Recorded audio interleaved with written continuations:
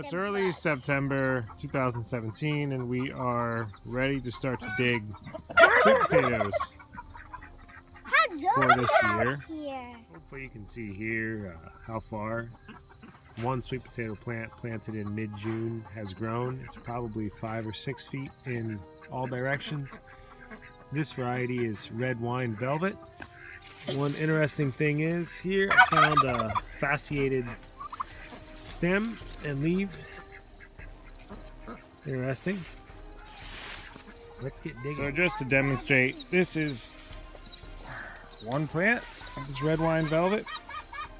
There's a lot of biomass on one plant here. I throw it over the fence maybe. You see how much a sweet potato puts out.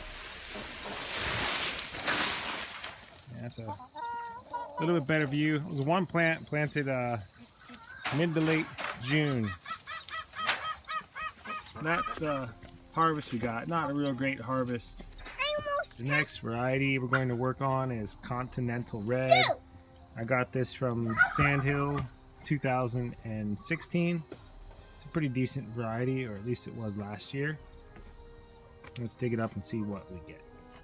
So this is the yield from the Continental Red. There were only 4 plants there, so this is not terrible. I'd like to see a little better, but this is acceptable. Sweet potato about this size and shape, I think, is about ideal. It's a good size. They keep well. Nice size for cooking. Sometimes you get bigger ones. This big one here has some damage on it from voles or rats or something. We did see some voles and rats already in here as we've been digging these. This is a nice big potato, but it's almost too big. And this variety's made mostly decent ones. There's a few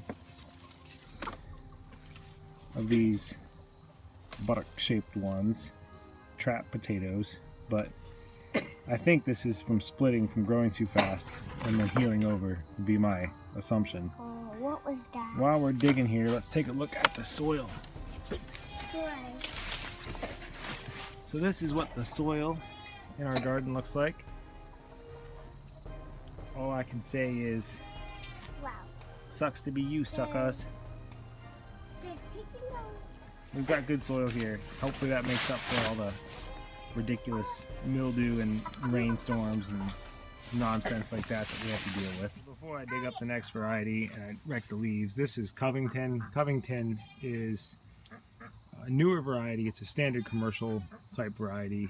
It's actually a very good variety overall, and a lot of people have switched to growing it as a standard. I started growing it about 3 years ago. It's given to me by a former co-worker, and it's really an excellent variety. So I expect a good yield of real high quality too. So that's the final yield tally for the Covington, which is pretty excellent. That's also only 4 plants. It's about double the yield for the Continental Red. Most of these roots are respectable size and shape and fairly uniform, which is what a Covington is known for. It's a good variety. The one we're digging up now, I don't have a proper name for it. It's a purple flesh, purple skin variety that was also gifted to me by a different coworker. It's starting to flower now. The sweet potatoes are basically a morning glory, so the flower is just like a morning glory flower. But I wanted to show how vigorous this vine is. Some of these vines are going maybe 15 feet over, and some of them actually will climb up the corn stalks. So they're extraordinarily vigorous variety. Let's see what we get out of these. So this is the pathetic, miserable harvest that we pulled from that purple one.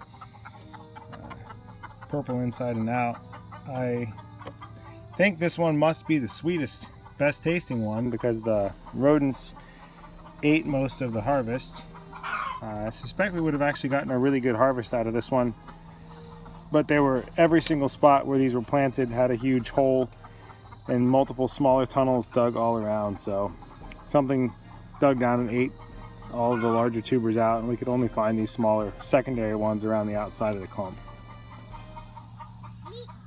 Okay, so we did dig up the rest of the potatoes. The last two varieties are White Hayman, obviously the white one, Delaware Purple, obviously the purple one. Delaware Purple is a pretty respectable variety. Both of these I got from Sandhill last year and saved over the winter and restarted new ones. Delaware Purple is not a bad variety actually. It's a good tasting potato, a good keeping one. It's reasonably productive. It's not fantastic, but has a good flavor. It's attractive. Hayman has a reputation for being extraordinarily sweet, but also being a poor yielder and making ugly potatoes, and I will attest to that.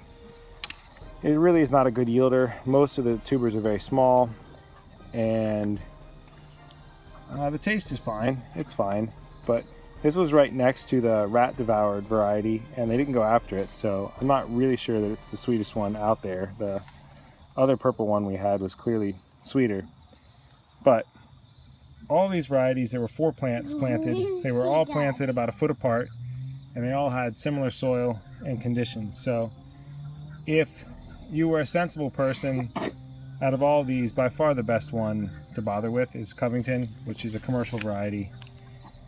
These other ones are fun for a change of pace, and some of them, like the Delaware Purple, actually are very well flavored. But if you're looking for productivity to feed your family, I'd stick with the commercial ones. Covington's a good one, but Beer Garden, Centennial, Bunch Puerto Rico, O. Henry is another one I've grown in the past. These are all going to yield higher than any of these ones. This is the sum total of the 2017 sweet potato harvest. This is actually not the best. I would attribute that overall to it being a cooler than normal year. It's been a wetter than normal year, but I think that the heat matters more than the moisture levels. Sweet potatoes can take a lot of drought, but they really require a lot of heat.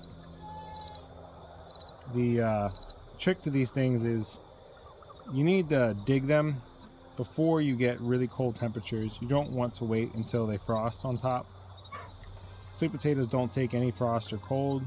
Our nighttime temperatures have started to dip down into the high 40s, and temperatures below 50 start to damage the tubers, or at the very least damage the storability of them. And in order for them to keep the best, you need to cure them at a high temperature, around 80 to 90 degrees, for at least a week or two. And I do that in one of my sheds. In order to have that happen, I need daytime highs in the 70s for a week at least. And it looks like the next week to 10 days might be the last time we get consistently mid 70s and nights above 50. So we're going to dig them now. This is when I typically do end up doing it, early to mid-September. And then I can get potatoes, sweet potatoes, to keep for at least a year.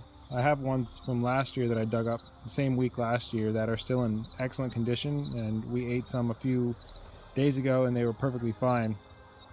So if you cure them properly and dig them at the right time, they have the potential to last for a very long time for you.